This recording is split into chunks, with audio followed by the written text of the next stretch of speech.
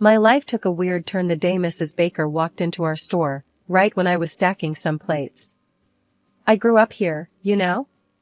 Since I was a kid, I've been helping my parents at our family tableware shop, learning the ropes of running a small business. It was cozy, filled with the clink of porcelain and the warm smiles of regulars. But that day, something was different. "Emma," my dad called out from behind the counter, waving me over.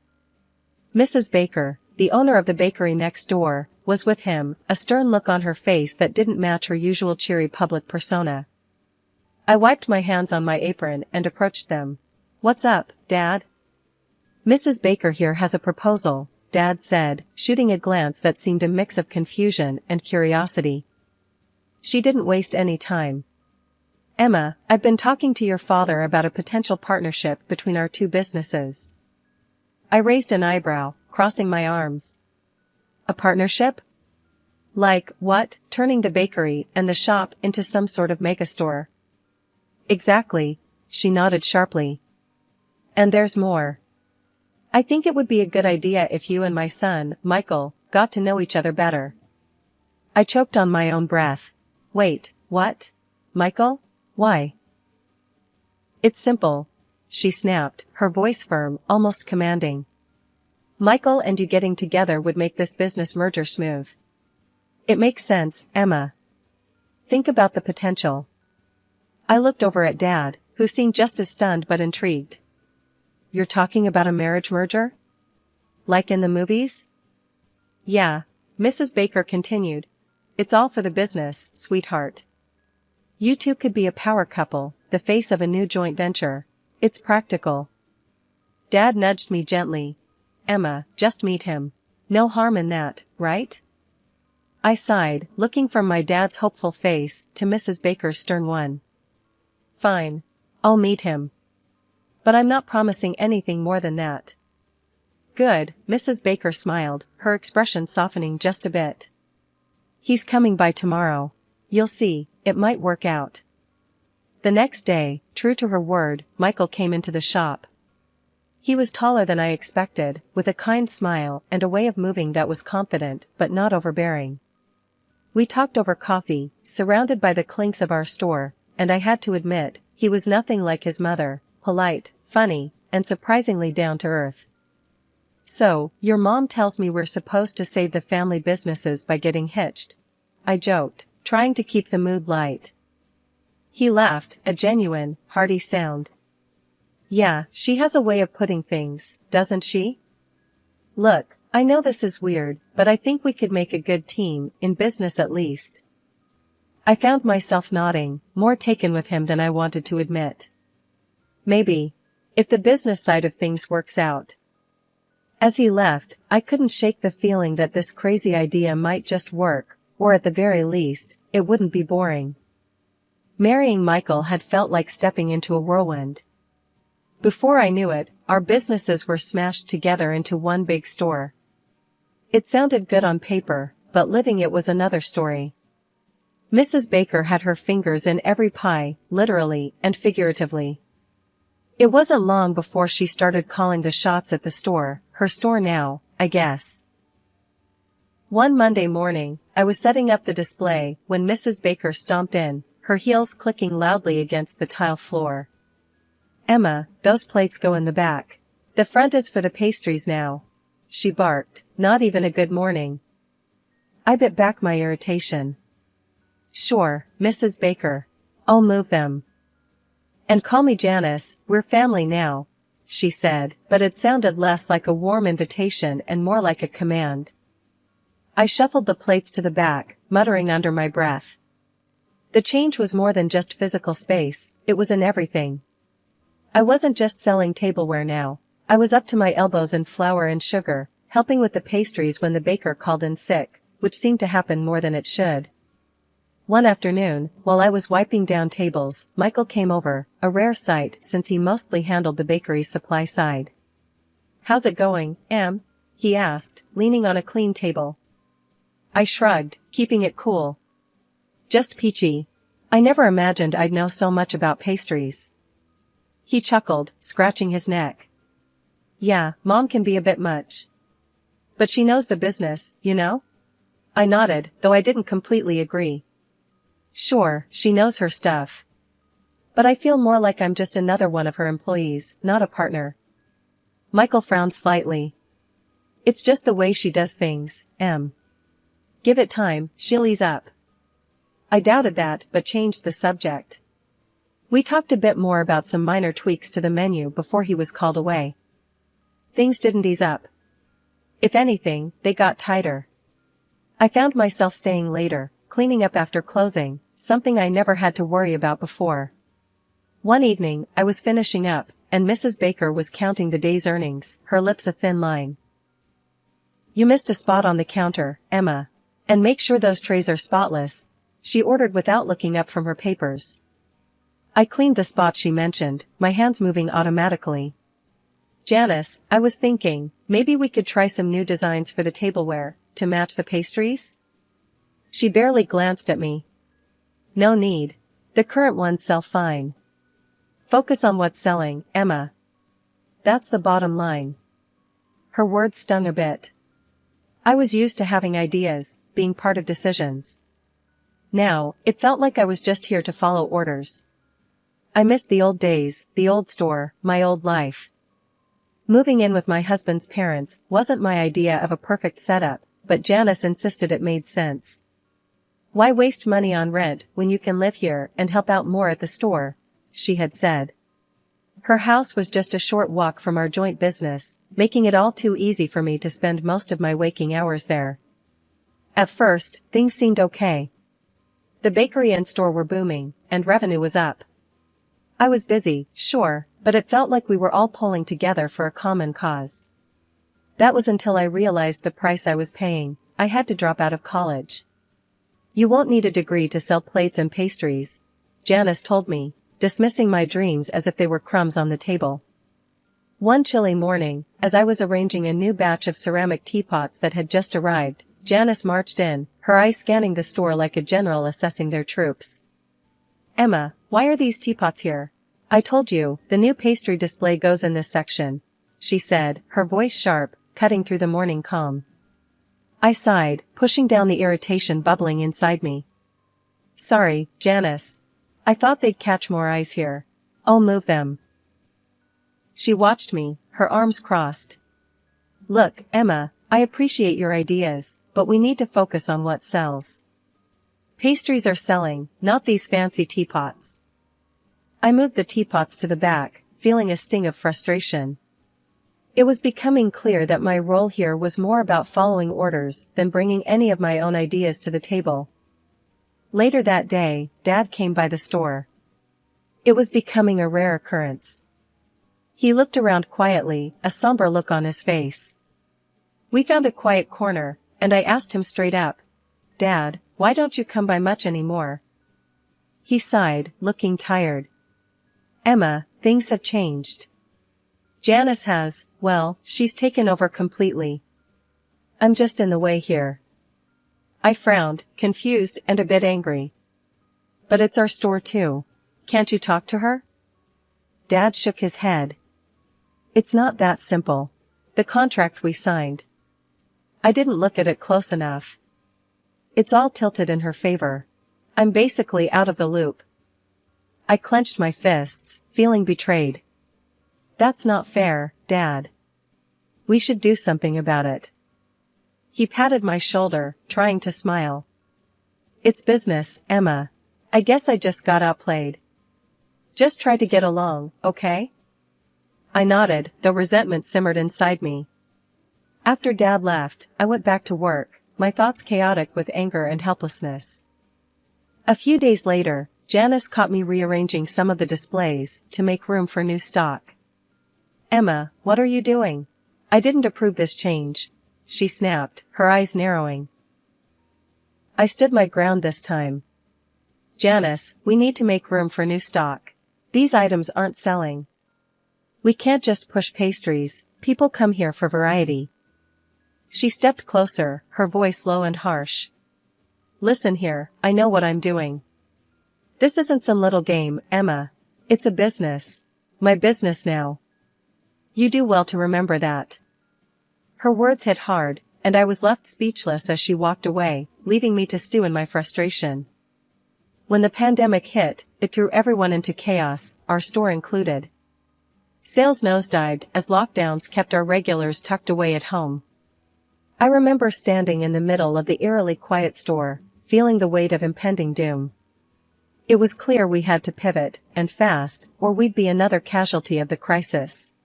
One morning, I approached Janice, who was busy flipping through inventory lists that looked more depressing by the day. "Janice, we should take the store online," I suggested, trying to sound as confident as possible. "We can set up a delivery system. It might help us keep going until all this blows over." She looked up, skeptical. "Online, huh? And who's going to set that up? You?" "Yes, me. I've been reading about it. It's not that hard, and I think it's worth a shot," I responded, feeling my resolve harden. With a heavy sigh, Janice finally conceded. "Fine. Do what you can. But this better work, Emma." I threw myself into the project, learning everything from website design to logistics.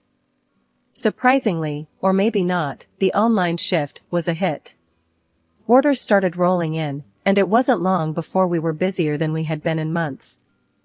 I managed everything, from updating the website daily to coordinating with couriers, and it felt good to be proactive, to steer the ship through stormy waters. As the pandemic waned and life slowly edged back to normal, I had a new idea. "Janice, why don't we keep focusing on online sales and individual orders? It could be a new direction for us," I proposed one evening as we were tallying up the day's sales, which had shown a promising upturn thanks to the online orders. Janice didn't even look up from the books. "No, Emma. We're going back to how things were. That's enough of this online nonsense." It was a temporary fix, not a new business model. Michael was there too, nodding along to his mother's words. "Mom's right, Em. People will want to come back in person. Let's not fix what isn't broken." I bit my tongue, holding back a retort. It was frustrating. We had a golden opportunity to evolve, but they were too set in their ways to see it. A few weeks later, as we officially halted the online operations and focused on in-store traffic, I overheard Janice talking to a group of her friends in the store, laughing and boasting. Yes, it was quite a challenge, but I managed to keep the business afloat during the pandemic. We had to adapt, of course. I paused behind a shelf, my hands clenched into fists. The nerve of her, taking credit for my sleepless nights, my ideas, my hard work. It stung, but I swallowed my anger. Arguing wouldn't change her attitude, and it wasn't worth the drama. It was a gloomy Tuesday, rain pelting down so hard it drummed against the store windows like 1,000 tiny drums. Most folks were smart enough to stay indoors, but the shop was open, just in case. I was tidying up some displays near the entrance, lost in thought, when the bell over the door jingled sharply.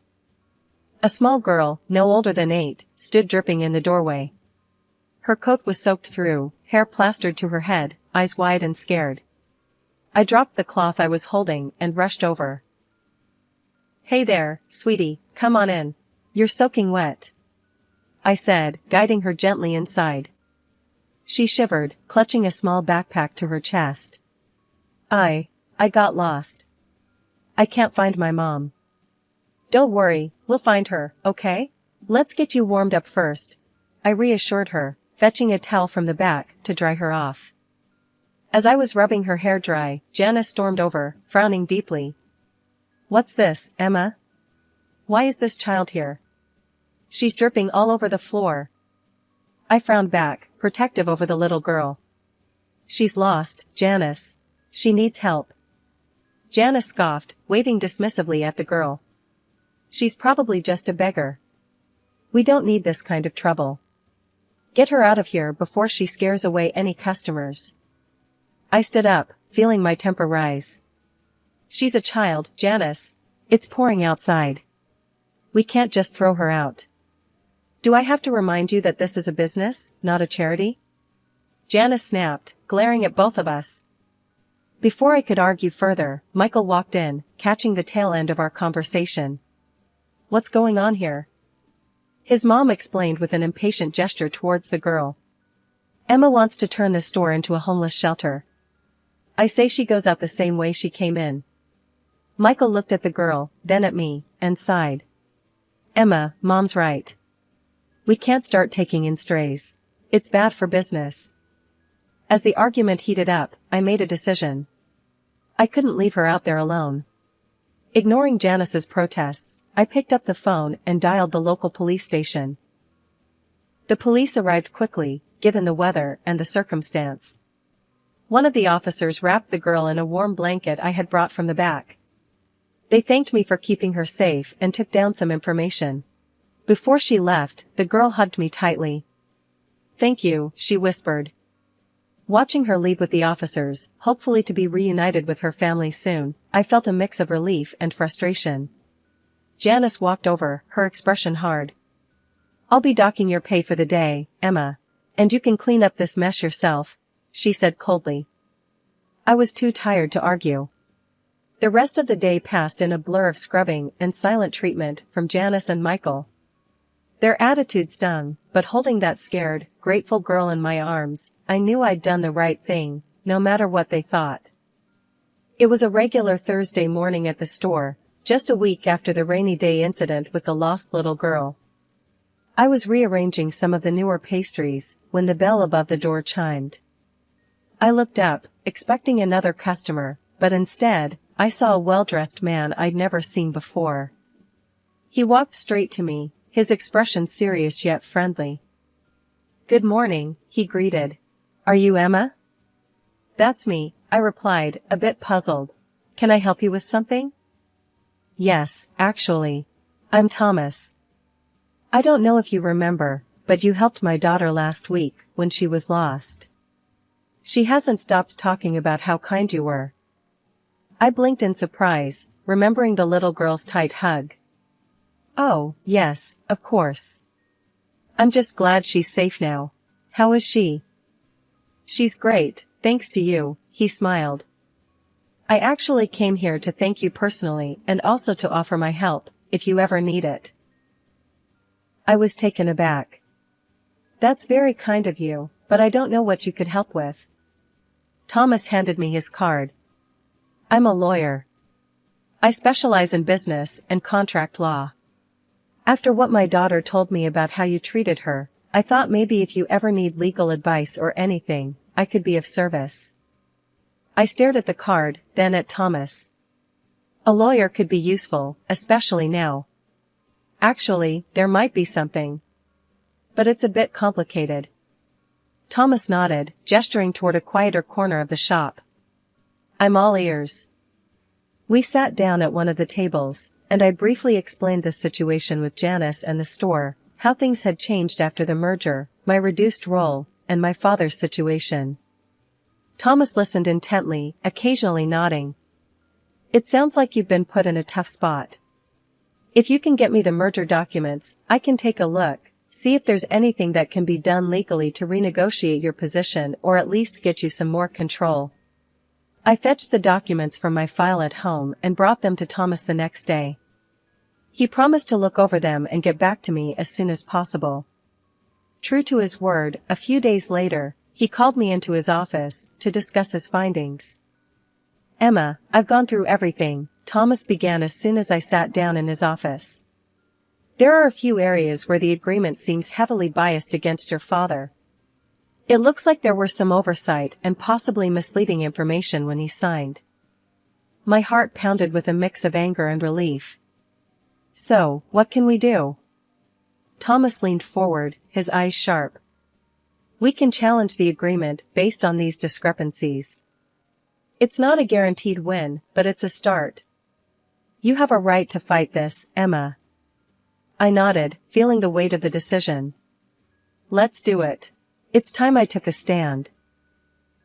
After meeting with Thomas, my mind was a whirlwind of doubt and guilt.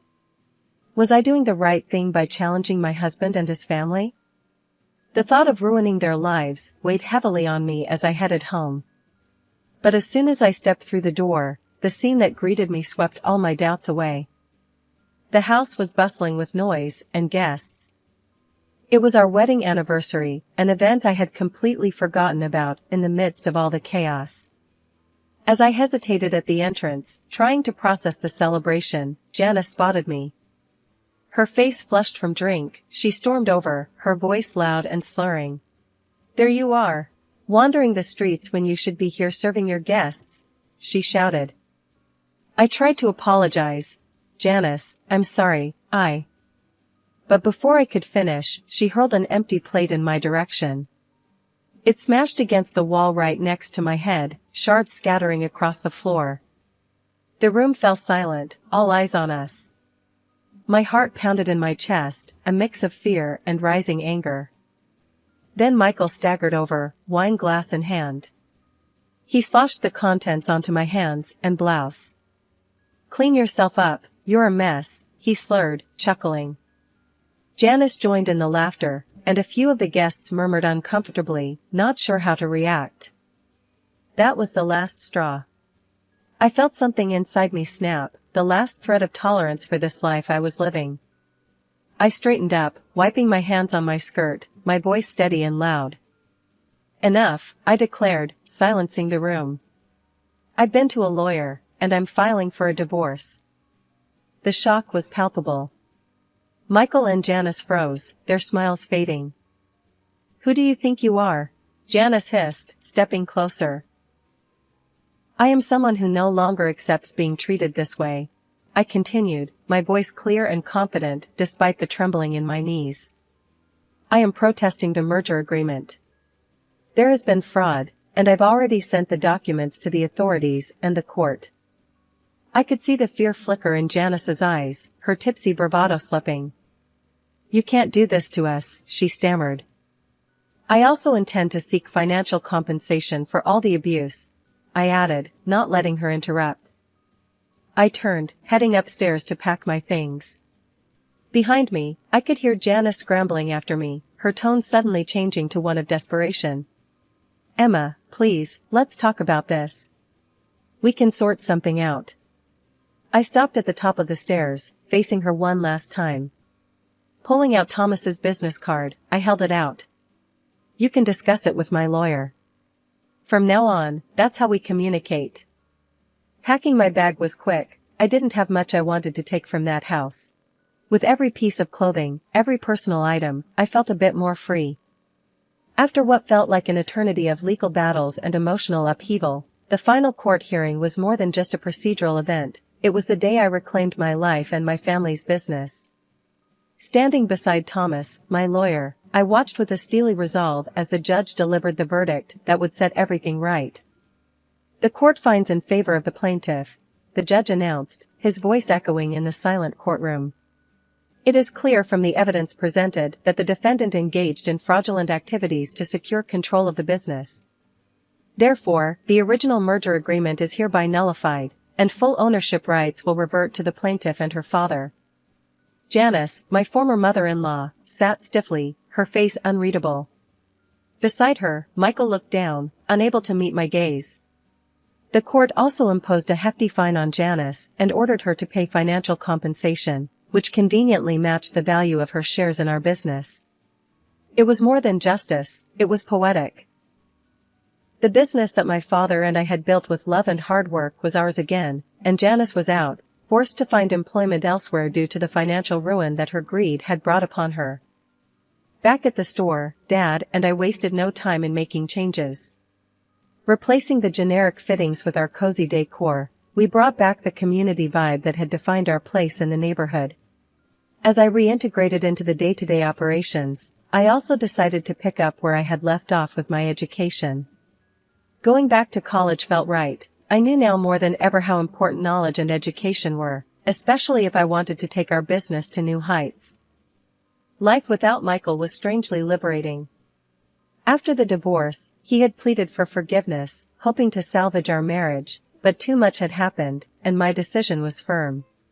One day, a familiar face popped into the shop. The girl I had helped during the rainstorm came in, holding her mother's hand. She ran up to me as soon as she saw me, a bright smile on her face. "Miss Emma," she exclaimed, her voice echoing around the shop. "Hey there!" I crouched down to her level. How are you? I'm good. Mommy says we can get a big cake from here for my birthday. Absolutely, I laughed, glancing up at her mother, who smiled warmly at me. We'll make sure it's the best cake you've ever had. As they wandered off to pick out some pastries, I straightened up, watching them go. This was why I fought so hard. Not just for me or for my dad, but for these moments of joy and community.